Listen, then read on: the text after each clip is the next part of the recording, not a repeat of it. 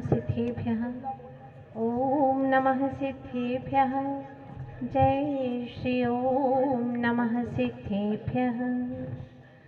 वंदन हम करते मंगलमय पार्श्वनाथ स्वामी को, संघ शिरोमणि करुणा सागर पार्श्वनाथ स्वामी को, जिन चरणों में कमठासुर ने अपना मान गलाया, जिन चरणों में कमठासुर ने मिथ्यात्म विसराया, जिन चरणों में शतेंद्रों ने झुक झुक शीश नवाया, उन चरणों में बलि बलि जाऊं, उन चरणों में बलि बलि जाऊं। धन्य मोक्ष धामी को वंदन हम करते मंगलमय, विद्या सिंधु नामी को, संत शिरोमणि मुनिगण नायक, धन्य ज्ञान सिंधु को। आदि तीर्थंकर श्री आदिनाथ भगवान की, चैतन्य चमत्कारी श्री सावलिया पारसनाथ भगवान की, संत शिरोमणि अध्यात्म योगी आचार्य गुरुदेव श्री विद्यासागर जी महाराज की, अहिंसामय विश्व धर्म की, पूजनीय आरिका रत्न पूर्णमती माता जी की, वंदनीय आरिका संघ की जय। जो दूसरों को पहचाने वह शिक्षित है, लेकिन जो स्वयं को पहचाने वो समकित है।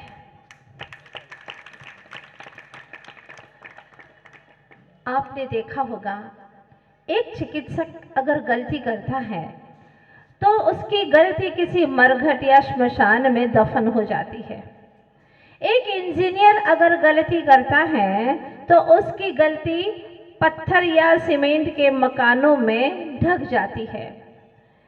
एक अधिकारी अगर गलती करता है तो रिश्वत की ओट में उसकी गलतियां ढक जाती हैं। लेकिन अगर एक शिक्षक गलती करता है तो उस एक शिक्षक की गलती समूचे राष्ट्र के अंदर झलक दिखाई देती है। सारा राष्ट्र तहस नहस हो जाता है एक शिक्षक।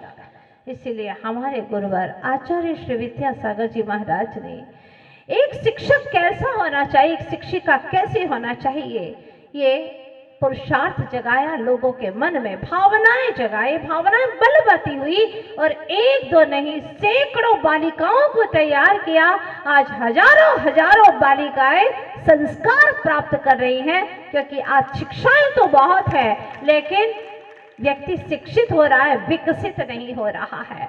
अपने जीवन में सुविधाएं तो हासिल कर रहा है लेकिन उसके जीवन में सच्चा सुख क्या है, आनंद क्या है, उससे कोसों दूर होता चला जा रहा है। अपनी संस्कृति को भूल रहा है, विकृतियों का बोझ दिनों दिन बढ़ता चला जा रहा है।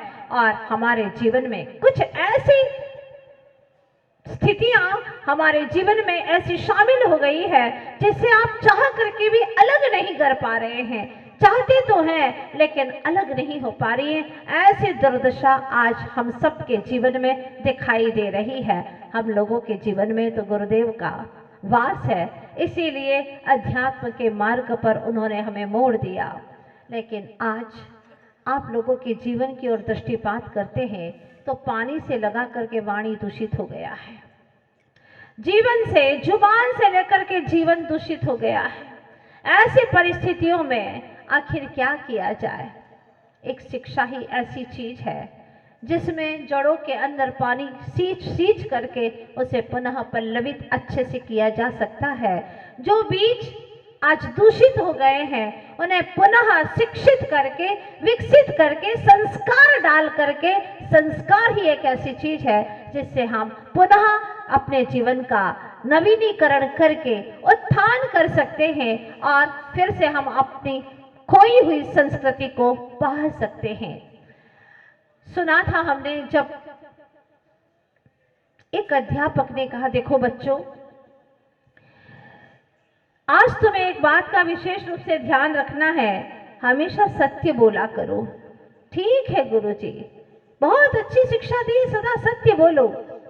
अब घर पे गया तो पिताजी ने कहा, देखो बेटा, घर पे अगर कोई भी आए पैसा मांगने के लिए तो बोल देना पापा घर पे नहीं है। और बोल दिया उसने, लेकिन मन में विचार आया कि स्कूल में तो गुरुजी पढ़ाते कुछ और है और यहाँ तो कुछ और ही है। पापा कहते हैं कि ऐसा बोल दो, ये तो झूठ है ना। पापा ही खुद कह रहे हैं कि पापा घर पे नहीं है, ये तो झूठ है। बच्चा भी समझता है क्या सच है क्या झूठ है। दूसरे दिन की बात है और फिर गुरुजी ने बहुत अच्छी शिक्षा दी कि देखो बच्चों, हर किसी से प्रेम करो, हर किसी से प्रेम करो, ये जीवन मेला है, प्रेम की गंगा बहाते चलो। और है क्या जीवन में, हम क्या दे सकते हैं एक दूसरे को? एक मुस्कान, एक प्रेम, और वो भी अगर तुम्हारे पास में नहीं है तो फिर जानवर में या कि एक पत्थर के स्टेचू में तुम्हारे और उसके अंदर कोई अंतर नहीं रह जाएगा। इसीलिए प्रेम करो। लेकिन घर गया तो उसने देखा माँ और पिता की भयंकर लड़ाई हो रही है। समझ में नहीं आया बच्चे को, क्या करूं। तीसरे दिन फिर स्कूल गया और फिर गुरुजी ने कहा, देखो सभी जीवों पर दया करो, करुणा करो, यही एक मानव का अपना चिन्ह है कि वह प्रत्येक जीवों पर दया करे, करुणा करे। लेकिन घर पे आया स्कूल से तो देखा कि उसका बड़ा भाई एक भिखारी को पीट रहा था। एक गरीब व्यक्ति था, भिखारी था, उसको पीटे जा रहा था, लुलुहान हो गया था। ये देख करके वह जिद पर अड़ गया। माँ, क्या बात है बेटा? बस माँ, अब मैंने कह दिया ना, मैं स्कूल नहीं जाने वाला। बेटा लेकिन क्यों नहीं जाएगा स्कूल? स्कूल नहीं जाएगा तो क्या होगा? नहीं माँ, मेरी तो घर की पढ़ाई अच्छी है, मुझे स्कूल की पढ़ाई नहीं पढ़ना। गुरुजी कुछ और पढ़ाती, घर में तो कुछ और ही पढ़ाई होती है। माँ क्या बात हो गई बेटा? देखो ना माँ, गुरुजी ने 3 दिन अलग अलग सबक दिया था और मैं वो सबक नहीं कर सकता, मैं बस आज से स्कूल नहीं जाऊंगा। और गुरुजी से कहा कि मैं वो सबक नहीं करूंगा तो गुरुजी मेरी पिटाई करेंगे, मेरी तो शामत ही आ जाएगी, मुझे नहीं जाना है ऐसे स्कूल में। क्योंकि घर में तो पढ़ाई अलग होती है, बच्चा वही करता है जो घर में देखता है। माँ पिता मोबाइल में लगे हुए हैं और आज हर माँ पिता की शिकायत है कि माताजी बच्चे मानते नहीं हैं, उनकी बुद्धि काम नहीं कर रही है, जिद्दी हो गए, हठी हो गए, और इतनी परेशानियां हैं कि वो भोजन समय पर करते ही नहीं है। मना करके भोजन करवाना पड़ता है और भोजन भी जो घर पे बनता वो नहीं करना चाहते, उनके पेट बिगड़ रहे हैं, दिमाग काम नहीं कर रहा है। पढ़ने में जो बिल्कुल मेरिट में आते थे आज उनका पास होना मुश्किल हो गया है।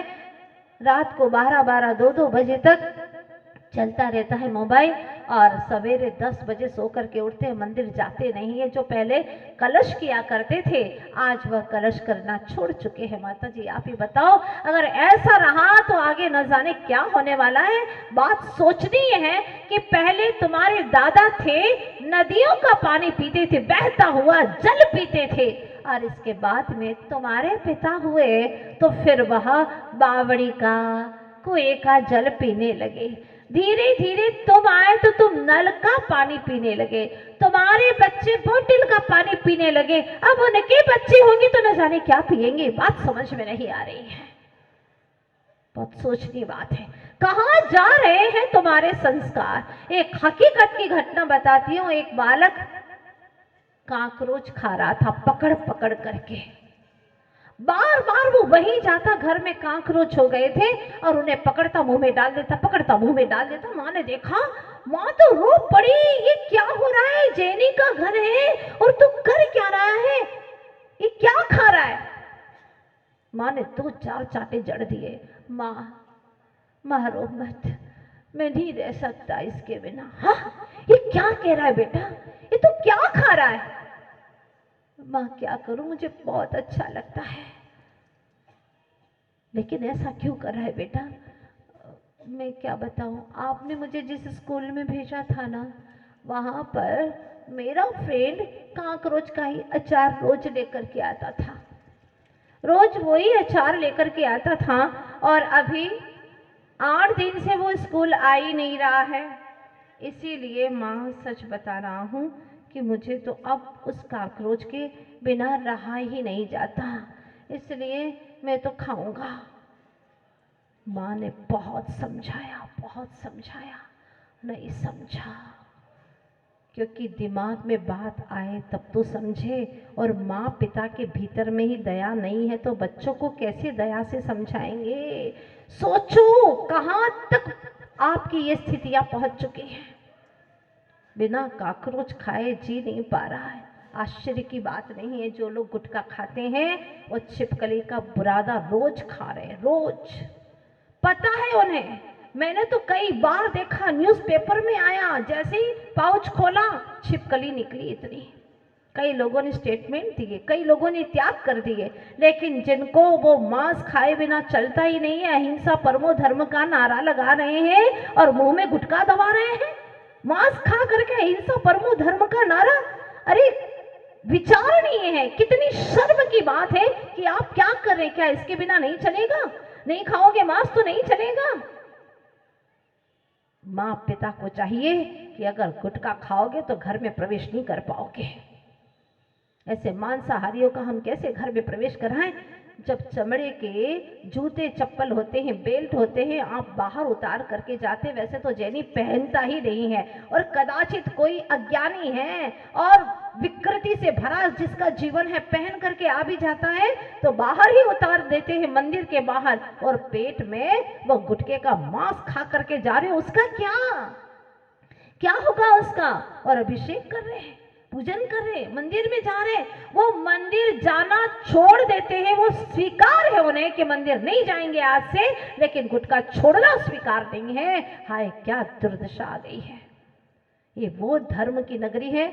जब सर सेठ हुकुमचंद जी रहते थे उस वक्त कई साधु संत और कई विद्वानों का प्रतिदिन दिन में 3-3 बार स्वाध्याय हुआ करता था। ये वो धर्म नगरी है, यहाँ पर कई संत साधुओं का, पुराने समय के जो महान महान आचार्य थे उनका यहाँ पर आगमन हुआ, उनके चरण यहाँ पर आए, उन्होंने कई माह यहाँ पर बिताए हैं। और ऐसी धर्म नगरी के अंदर आज हाहाकार मचा हुआ है। शराब पीना तो एक स्टैंडर्ड बन गया है व्यक्ति का। अरे शराब नहीं पीता है, क्या जिंदगी है तेरी, तू तो आउट ऑफ डेट हो गया है। सच क्या है? इससे तुम्हारा जीवन विकसित होने वाला नहीं है, इससे तुम्हारा विकास होने वाला नहीं है। जितना तुम पाश्चात्य विकृति की ओर चले जा रहे हो उतना ही तुम्हारा जीवन बर्बाद होता चला जा रहा है। आज बच्चों से आपको संस्कार देना शुरू करना होगा, और जब बच्चे संस्कारित होंगे तो विज्ञान ने रिसर्च किया और उन्होंने कहा कि जो 7 वर्ष में बच्चों को संस्कार दिए जाते, वही 7 वर्ष के संस्कार 70 वर्ष तक हमारे साथ में रहते हैं। जिनसेन महाराज कहते हैं, आचार्य भगवान कहते हैं, जिनसेन आचार्य, जो बच्चा 8 वर्ष तक पाप करता है, जीवों को मार रहा है, कुछ भी खा रहा है, पी रहा है, माँ बाप को ध्यान देना चाहिए कि वो क्या कर रहा है, वो नादान है। 8 वर्ष अंतर मुहूर्त के पहले उसको सम्यक दर्शन प्राप्त करने की, संयम को ग्रहण करने की योग्यता नहीं आती है यहाँ के जीवों को। इसीलिए माता पिता को चाहिए कि उसको संस्कारित करें, ऐसे संस्कार दें, और अगर नहीं दे पा रहे हैं तो वो जो भी पाप करता है वो पाप का बोझा माँ बाप के ऊपर चढ़ता है, क्योंकि वो अपने बच्चों को संस्कार नहीं दे पा रहे।